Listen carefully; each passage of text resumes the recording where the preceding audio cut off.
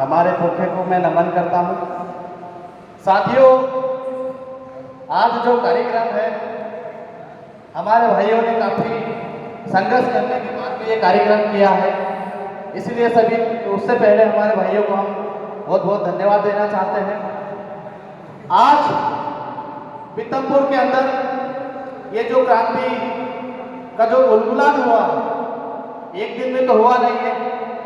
आज जो थीम रखी है जेएस और मजदूर मिलन समारोह, इसके पीछे जो हमारे पीतमपुर औद्योगिक क्षेत्र में जो जाने वाले जो गांव हैं, उन लोगों को यहाँ पर बिठा के उनको प्लानिंग के तहत समझाना था।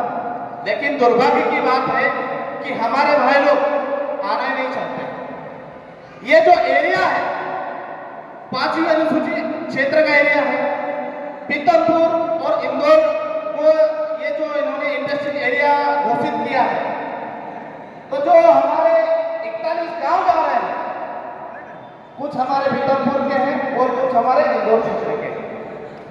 जब हम उन लोगों से हमने संपर्क करने की कोशिश करी, तो वो क्या बोलते हैं कि भैया करोड़ों का मुआवजा मिल रहा है, तो तुम्हारे चक्कर में हम क्यों पड़े।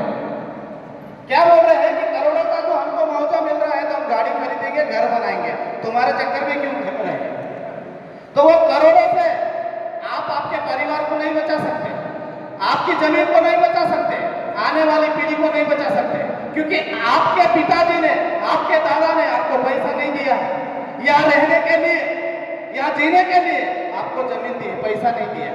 तो हमारा कर्तव्य बनता है कि आने वाली पीढ़ी को देने के लिए हमारे पास जमीन होना चाहिए। पैसा नहीं रहेगा तो चलेगा, नौकरी नहीं रहेगी तो चलेगा, लेकिन देने के लिए क्या होना चाहिए, जमीन होना चाहिए।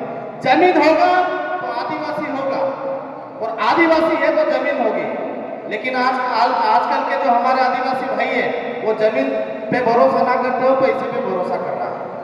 अभी ये इधर जो खड़वा के आसपास का जो क्षेत्र गया है, मान ले कि हमारे भाई लोग करोड़पति बन गए, क्या करोड़ों रुपए मिले ना, एक आध बैठेगा करोड़पति आदमी हमारे बीच में, नहीं बैठे। तो पैसे से इंपॉर्टेंट क्या है, जमीन है। और मैं आपको बताना चाहूंगा कि जब हमारा 5वीं अनुसूचित क्षेत्र में औद्योगिक क्षेत्र ये लेकर आ रहे हैं, तो उस कॉन्ट्रैक्टर को भी तो समझो कि किसके बीच में हो रहा है। धार डिस्ट्रिक्ट के अंदर में कितने विधायक आते हैं, सिर्फ धार को छोड़ के बाकी के सारे ट्राइबल विधायक है कि नहीं है? कहां गए वो? आपकी बात सुन रहे क्या? आपके लिए खड़े हो रहे क्या? इसलिए बोलता हूं कि 5वीं अनुसूची जो क्षेत्र है वो पिंजरे का शेर है। क्या है? पिंजरे का शेर है, क्योंकि वो अपने आप को समझते हैं कि हम ग्राम सभा के लोग हैं। अभी विनेश भाई ने नारा दिया ना लोकसभा ना राज्यसभा, सबसे बड़ी ग्राम सभा। ये इस चीज को अगर हम समझ गए, अगर हम जमाने भर के आपको कानून बताएंगे तो वो आपके पल्ले नहीं पड़ने वाला है। सिर्फ इतनी सी बात है कि हमारी लड़ाई जमीन की लड़ाई है, हमको पैसे से कोई लेना देना नहीं है। पैसा रहेगा तो सिर्फ घर चलेगा, लेकिन जमीन रहेगी तो पीढ़ियां चलेगी। इसीलिए यहाँ के जो गैर आदिवासी लोगों ने 100-200 से बीघा जमीन क्यों खरीद के रखी, और वो आज आपको निर्भर है, और जो जमीन पर निर्भर था आज वो मजदूर बन गया।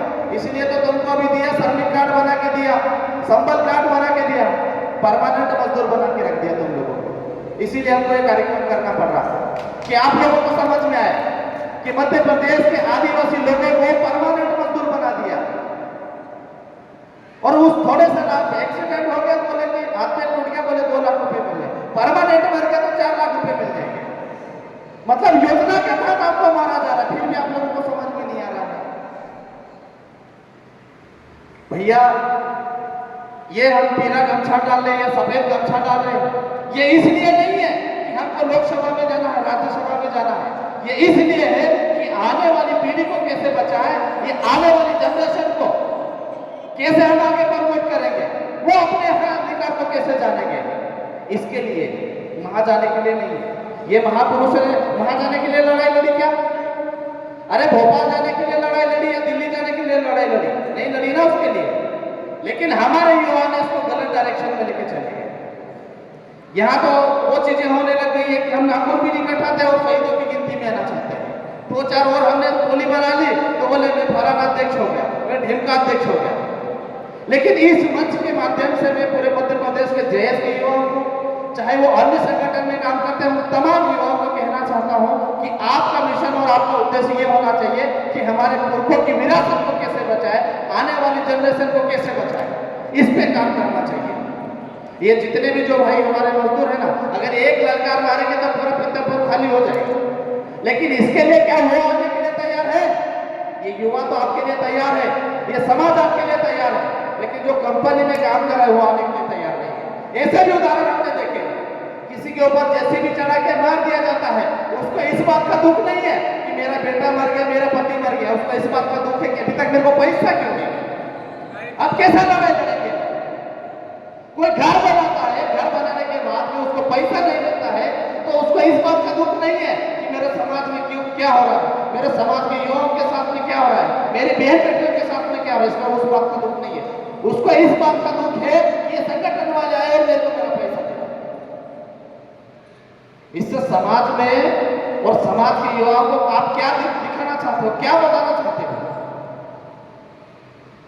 हम आपके साथ में 24 घंटा खड़े हैं, लेकिन मैं समाज के लोगों से और समाज की माता बहनों से एक छोटा सा निवेदन करना चाहूंगा कि आप सिर्फ हफ्ते में एक दिन तो समाज के लिए दो, ताकि हमको भी समझ में आए कि आपकी वास्तविक समस्या क्या है। सब सिर्फ संगठन और समाज का फायदा उठाना चाहते हैं, लेकिन समाज में काम करना कोई नहीं चाहता। आज जितने भी युवा बेटे हैं सब कहीं नहीं अपने काम धंधे, अपने मेहनत मजदूरी छोड़ के आए, इसलिए क्योंकि हमको हमारे समाज को सही दिशा में लेके जाना है। और ये प्रत्येक गांव में, अभी भाई ने कहा ना कि सिर्फ हमको 10 लड़के चाहिए, अगर प्रत्येक गांव से 10 लड़के निस्वार्थ भाव से अगर समाज में काम करने के लिए तैयार हो गया ना, तो ना आपको सरपंच की जरूरत है, ना आपको विधायक की जरूरत है, किसी की भी जरूरत नहीं। क्योंकि ये जितने भी जो कारोबार खोल के बैठे हैं, ये कहां पर खोल के बैठे हैं? 5वीं अनुसूचित क्षेत्र में। तो सिर्फ कलेक्टर के सामने आप खड़े हो गए, हमको कुछ नहीं चाहिए, फिर जमीन के बदले जमीन दे दो, कुछ नहीं चाहिए, जमीन के बदले जमीन दे दो, घर के बदले घर दे दो, बकरी के बदले बकरी दे दो। कलेक्टर भी भागेगा या कि सरकार भी भागेगा, क्योंकि देंगे कहां से, लाएंगे कहां से? अभी भाई ने आपको पैसा का उदाहरण तो बता ही दिया। ये चीजें होती बैठ के समझने के लिए।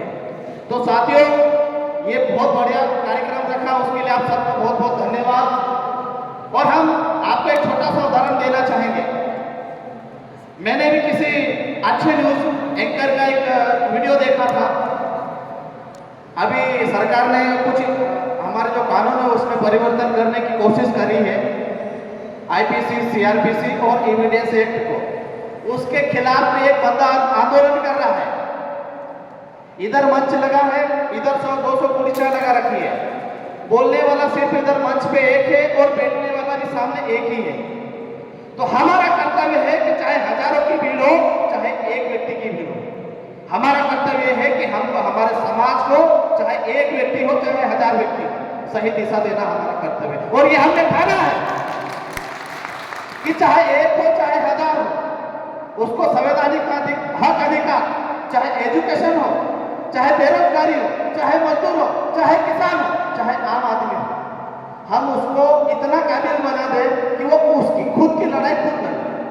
क्योंकि हम सबकी लड़ाई नहीं लड़ सकते, खुद की लड़ाई खुद को लड़ना पड़ेगा। इसके लिए समाज से अपेक्षा है कि वो कम से कम बैठना सीख जाए। हम यहाँ आके बात नहीं रख सकते तो कम से कम यहाँ बैठ के सुन तो सकते हैं, लेकिन अगर वो भी नहीं करेंगे तो फिर हमारे हक अधिकार हम नहीं बचा पाएंगे। क्योंकि वो 10 लड़के तब तक तैयार नहीं होंगे जब तक उसके पेरेंट्स, उसके माता पिता उसको समाज में ना भेजे। समाज में आएगा, समाज में बैठेगा, तब तो उसको पता चलेगा कि 5वीं अनुसूची सूची क्या है, 6 शेड्यूल क्या है, 13(3) का क्या है, आर्टिकल 19 क्या है, ये कैसे पता चलेगा? यहाँ आके बैठेगा तभी उसको पता चलेगा। साथियों, जब हम निवेश क्षेत्र की मीटिंग के लिए हमारे भाई लोगों ने मीटिंग रखी थी तो गिनती के 15 लोग नहीं बैठे, 41 गांव के 15 लोग नहीं बैठे। और ये बोल रहे हैं वो कि ये बोले देश वाले अपने नाम पे पैसा खा जाएंगे। ये मानसिकता है यहाँ के लोगों की। जब आप आपके खुद के लिए नहीं बैठ पा रहे हो और इल्जाम इन देश के युवाओं पे लगा रहे हो, तो सबसे बड़ी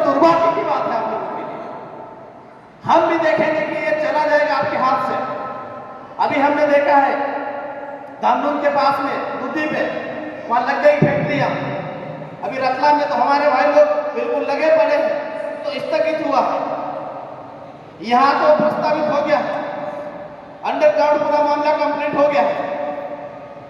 अरे कम से कम वो जो आपको जो कंपनी ने दिया है, तो कम से कम इतना तो समझ रखना चाहिए, किसी कलेक्टर ने लिख के दिया है, एक कंपनी का नोटिस है।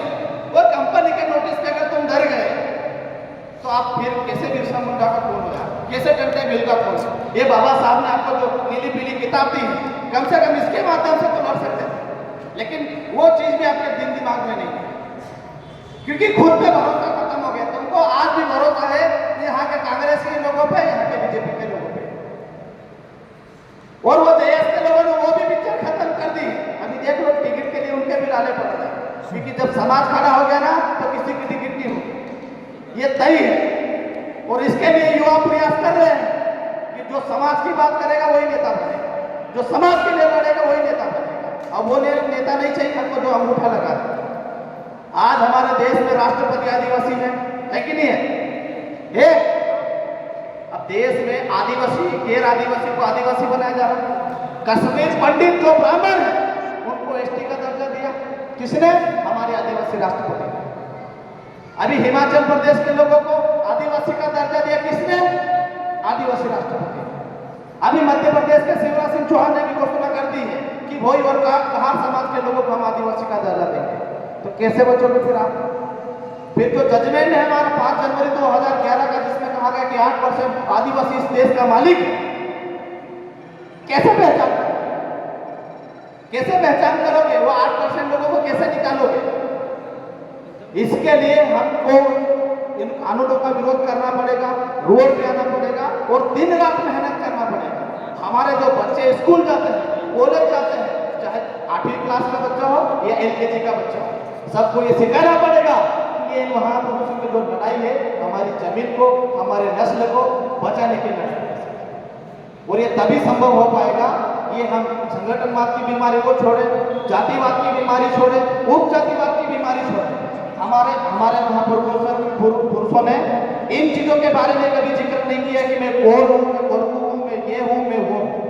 उन्होंने एक ही सिद्धांत पे काम किया, जो शोषित है, जो प्रताड़ित है, हम उनकी लड़ाई लड़ेंगे। वो फिर चाहे किसी भी उपजाति का हो या किसी भी जाति का हो। तो यहीं मैं अपनी वाणी को विराम देता हूं और सारी आयोजन कमेटी को बहुत बहुत धन्यवाद। जोहार, जय आदिवासी।